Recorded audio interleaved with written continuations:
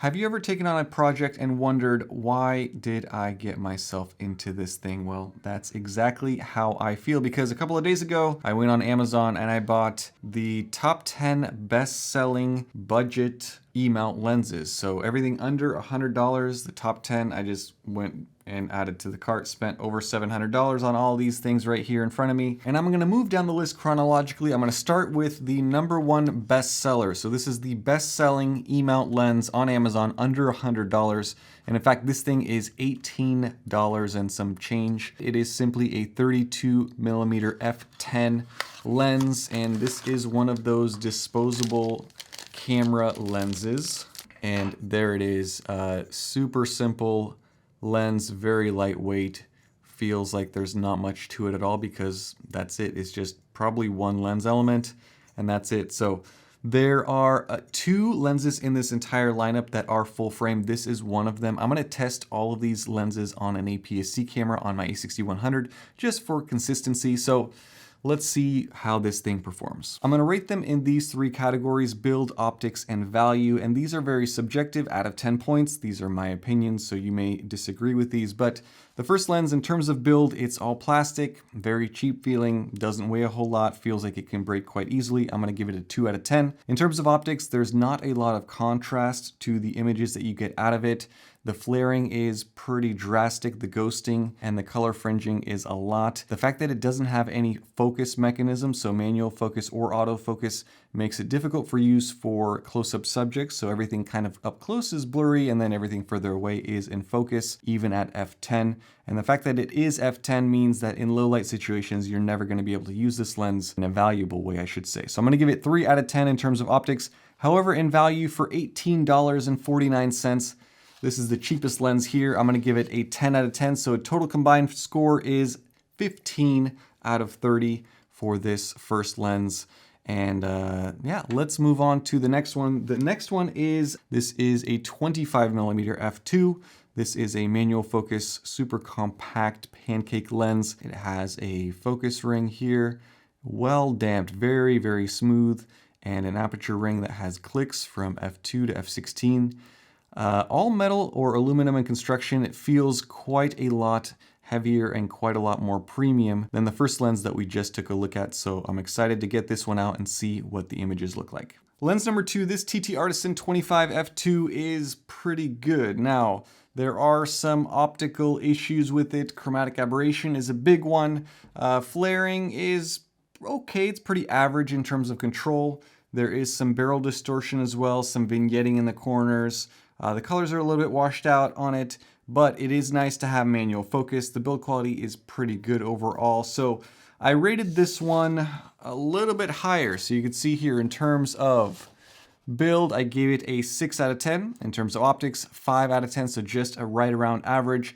And in terms of value, at right around $69 or so, I give this lens a 7 out of 10. So a combined score of 18 out of 30. And that is this TT Artisan. Now, we are moving on to lens number 3, which is this. It's a Makey 35mm f1.7. This is clearly an APS-C lens.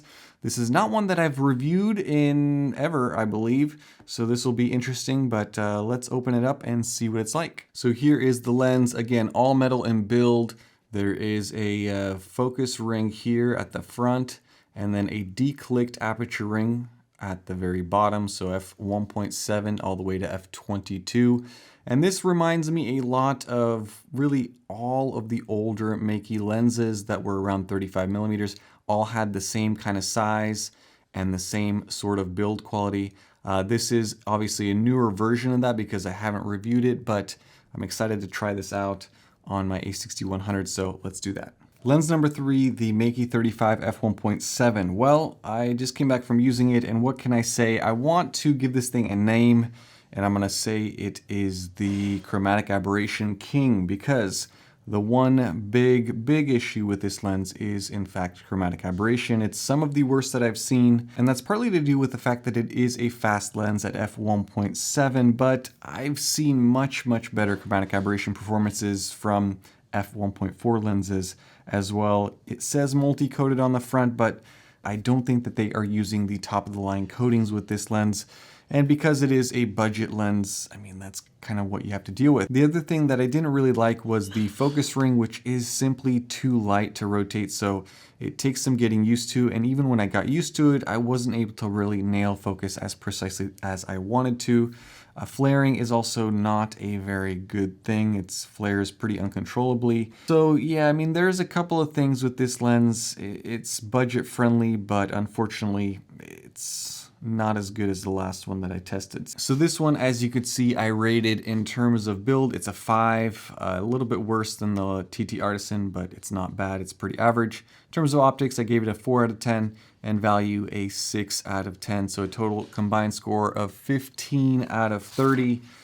And that lets us move on to the next one. So the next lens on the list is one that I have reviewed a long time ago.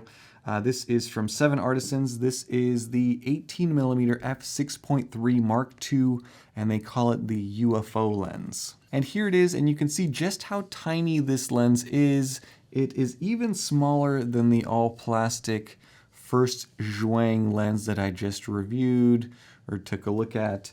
And the cool thing about this 7 Artisans is that it has a focus ring. So you could rotate this and you can adjust focus manually, which is a big plus over the majority of these types of UFO style lenses where they're just fixed focus. So the construction is all metal. It's pretty lightweight, but it feels significant. It feels somewhat premium. So let's check this one out. So lens number 4 is as good as I remember it, which is just above average, I would say.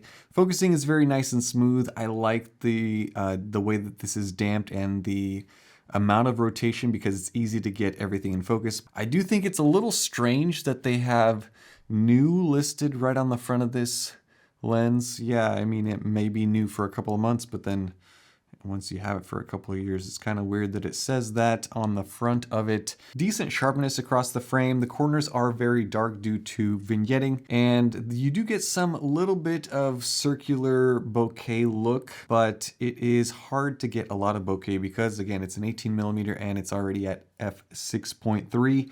There's no way to adjust your aperture with this lens either. It's always at 6.3 no matter what you do, but using it to focus, it's fine. Flare control is actually pretty good as well. And chromatic aberration control is also pretty good in this respect, especially for an ultra compact pancake lens such as this one. It's definitely not going to wow very many people with its image quality because of the focal length and because it's stopped down, but it's pretty good for the compact size that it is. I rated this one pretty highly compared to the others. So you'll see that in terms of build, gave it a 6 out of 10. Optics, also a 6 out of 10. Value at $59 US, I gave it a 7 out of 10 because I think that is nice and inexpensive. And so that one is a total of 19 so far. It is in the lead, but we are moving on to another 7 Artisans lens. This is an APS-C 35mm f1.4. And this one, I'm excited to see how much it differs from the Makey 35 f1.7 that we just looked at. All right, so there it is, super compact, all metal build. I do like the darker mount on the rear compared to your normal lens mount color. The thing about this one is the aperture ring is on the front. It is super duper stiff, no distinct clicks. The focusing is also quite stiff, but pretty smooth. So let's take a look at how this one does. Well, just like that, it is the next day because I ran out of light. So this is lens number 5. This is the 7 Artisans 35 f1.4. And optically, this one is very similar to the Makey, but just slightly better in my opinion. So the biggest problem with this lens, again, is chromatic aberration. It's not as crazy as it is on the Makey, but it's still definitely a shortcoming. I do think that this one is just a touch sharper. It does have some barrel distortion, a little bit of vignetting in the corners, but I do like the bokeh, the way it renders bokeh as well. It's pretty smooth, no real distracting outlines or anything like that. So here is the way that I rated it. I give it a 7 in terms of build. It's a little bit better than the others that we've seen thus far. Optics gave it a 6, so just slightly above average. And in value at $69 US, I gave it a 7 out of 10. So a total combined score of 20 out of 30. which means that this one is the best up until this point. And you could see here, my kids dropped it and it survived. So there's a little bit of a scratch on the front of it, but again, it's fine, it's good. And we are now moving on to lens number 6 out of the 10. And this is also another one of these super inexpensive, very light, very plasticky. Oh, it's an Oreo lens, yes. What makes this different from the one that I reviewed is my old Oreo lens was designed for full frame, and it actually looks like an Oreo. This looks like just one cookie from an Oreo because this one is designed for APS-C cameras. And this, as you can see on the bottom, says 25mm f10 focus free. So very cheap, feels similar, might feel a little bit better than this first Zhuang lens. But interestingly, again, 32 versus 25mm. Both f10, but this will give you a slightly different perspective. Let's try it out and see what it looks like. So I just wrapped up with this lens, and what can I say? Optically, it is not as good as that full frame Pancake. This one in particular is, well, you can see here that it looks like it wasn't set correctly because I don't know if this will get picked up on the camera or not, but the whole element is sitting a little bit lopsided.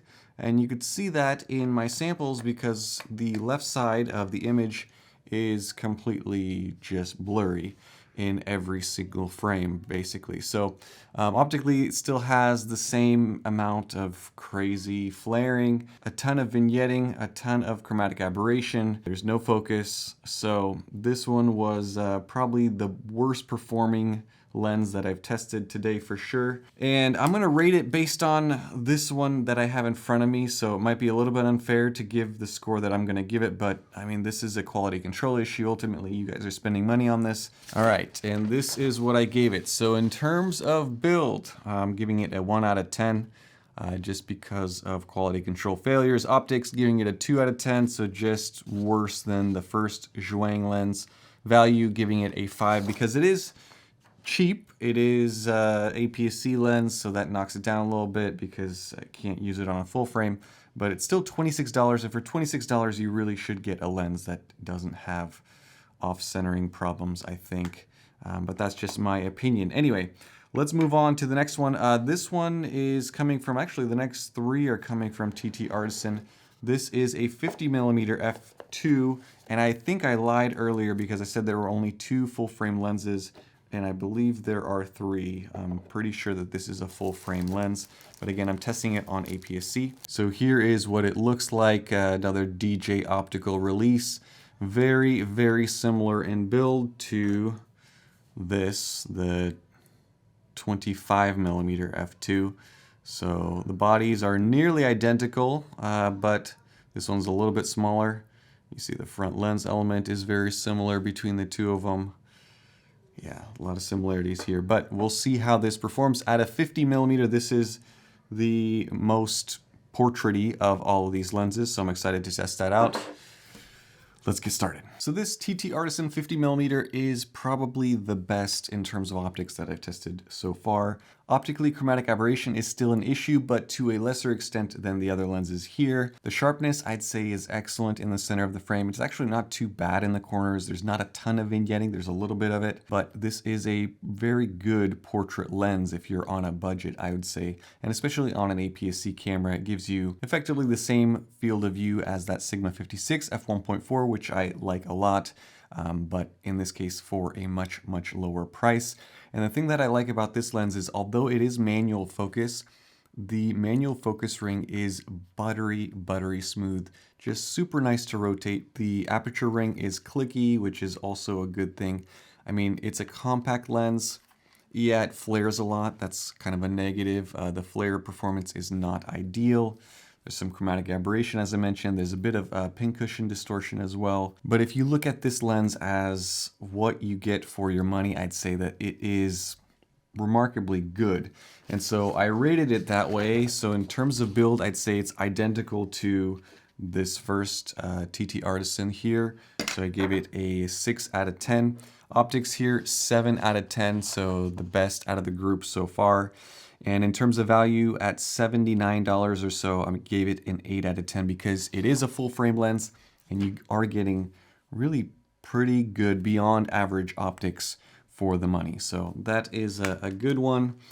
And so now we are moving on. Now the thing that I sort of messed up and may have misled you with this video is I gave you the top 10 best-selling lenses, but in fact when I was going through and purchasing, I was just blindly clicking add to cart down the list. And so what ended up happening is I bought 2 of the exact same lens. So these are both TT Artisan 35mm f1.4. One listing has a couple of additional accessories, a UV filter and a little lens hood, and the other does not, and I don't know why I didn't pay attention.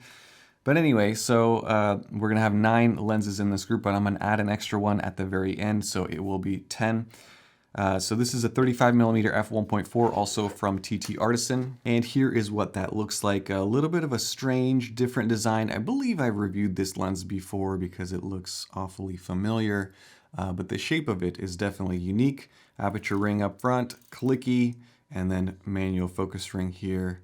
Nice and smooth, pretty well done. So we'll see how this thing performs. And I just got back from using it, and let me just say it is about average when it comes to optics. It suffers from chromatic aberration, just like a number of these other lenses do. I'd say it's medium level of handling that. It has a little bit of vignetting in the corners. Sharpness is okay, but what I found is it's a little bit more challenging to actually focus this. The focusing mechanism just doesn't feel as precise as it needs to be on this 35mm. Certainly compared it back to this 50mm. The 50mm TT Artisan is a much easier lens to manually focus. Beyond that, flare is the other big issue with this thing. It takes over the frame. Even if it's out of the frame, it just blows everything out of the way. So not ideal in that situation. It is a very usable focal length. It is a compact lens. I mean, it's built pretty well. I rated it somewhere in the middle. You can see it right here. So in terms of build, I gave it a 5 out of 10. Optics, also 5 out of 10. This thing is $83, so a little bit on the pricier side from this group. And so I rated it a 7 out of 10. So total combined score of 17 out of 30, which isn't the best out of the group for sure. But here we are at lens number 9 or 10, depending on how you want to count this.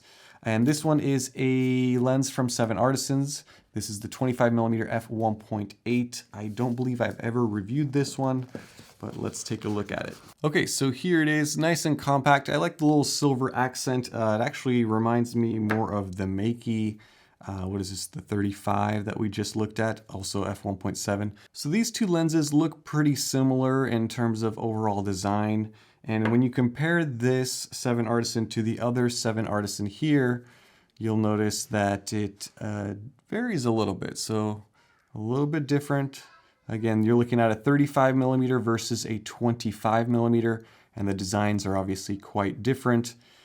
Interesting thing about this lens is the rear mount on it is a flat black. So usually 7 Artisans does this kind of dark chrome look, and this one is flat black. But as a 25mm and at f1.8, this should be a great street walk around lens. So let's try it. So the last lens, the 7 Artisan 25mm f1.8. What can I say about it? Well, it struggles with kind of the same thing that we've seen from the previous lenses. Number one is chromatic aberration. It's pretty apparent. I would say this is right about average in terms of chromatic aberration performance. Number two, flare is pretty heavy with this one. It definitely does get in the way. Sharpness is fine in the center of the frame. In the corners, it does get a little softer, and there is quite a bit of vignetting in the corners as well when you are shooting wide open. This one was not as easy to focus as some of the other lenses here, and I think the build is just a touch lower as well. So for those reasons, I am going to rate it, hopefully you guys can see this at the very bottom, 5 out of 10 in terms of build, 5 out of 10 in terms of optics, and 6 for value. This thing is $72, so total score is 16 out of 30. So let me organize this a little bit. But in first place, based on my scores, is lens number 7 which is this, the TT Artisan 50mm f2. So this was my favorite out of this group. In second place was lens number 5, which is a 7 Artisans 35mm f1.4. There it is, that's 20 points. And then in third place was this little 7 Artisans UFO lens, which is one of the smallest lenses in this group. But I wanted to finish this discussion by adding one more lens to this group and thereby making it an actual 10. Now this lens is not currently a bestseller, but I think that it will be in the very near future. In fact, right now it's sold out on Amazon, and my review of this lens has gotten so many views, and I think that so many people are excited about it, and it's already been shipping, people have been using it, and they are excited about this one. So this is the newest release from Viltrox, the 28mm f4.5 pancake. And I've mentioned this lens in a number of videos already, but I wanted to add this to this group because this is one of the few lenses that is a new release that fits under this $100 budget price point. This thing is, well, the last time it was on sale was $90 on Amazon. It's also the only lens, if I were to add it to the lineup, that has autofocus. It's also super compact. Optics are way better. Build quality is pretty good. And it also has USB-C on the bottom for firmware updates. So I'll give you guys a quick little tour in case you haven't seen that review of mine on this lens. But this is a full frame lens from Viltrox. Viltrox is making some of the best lenses for the money, in my opinion. So if I were to add it to this comparison, I would rate it like this, and I'm running out of space, but you could see at the very bottom, number 11. So in terms of build, I would rate it a 7 out of 10. It's mostly metal and plastic, but it's good. It feels pretty good. I like the built-in lens cap that it has on it. It's not amazing, it's not all metal, it's not a tank, but it's not bad. In terms of optics, this lens performs really well for what it is. It's an easy 8 out of 10 in that category. And then in value, it is the only autofocusing lens here. It's a full frame, it's super small, it's very affordable at $90 USD, so I gave it a 9 out of 10. So combined, 24 points out of 30. That is one that I would definitely recommend you guys checking out, even though it's not technically part of the bestseller list. And I'm not sponsored. This video is not sponsored. None of these brands reached out and gave me any of these lenses. I spent, $750 or something on buying all of these, and I don't know what I'm going to do with them now. But hopefully this was useful. I'm going to try to edit this down and consolidate this video and make it somewhat helpful if you guys are in the market. And a couple of last things, when it comes to ranking stuff and rating stuff, this is all based on how they compare to each other. So it's not like I'm saying that, this lens is a 8 out of 10 in terms of optics compared to a Sigma. It's not. But compared to the rest of the lineup, yeah, it's probably an 8 out of 10 in terms of optics. So that's just something to keep in mind. Just because a lens is cheap doesn't necessarily mean that you should just go out and jump and buy it. But because there are so many options out there, if you are just trying to buy a fun lens to play with or add a very cheap throw around lens to your collection, these are some of the best options out there. So as usual, I will link all of these down in the description, and so check those out. If you guys are interested in buying any of them, let me know what your thoughts are. Let me know what your favorites are down in the comment section. Stay tuned for more. Have a nice day. Bye-bye.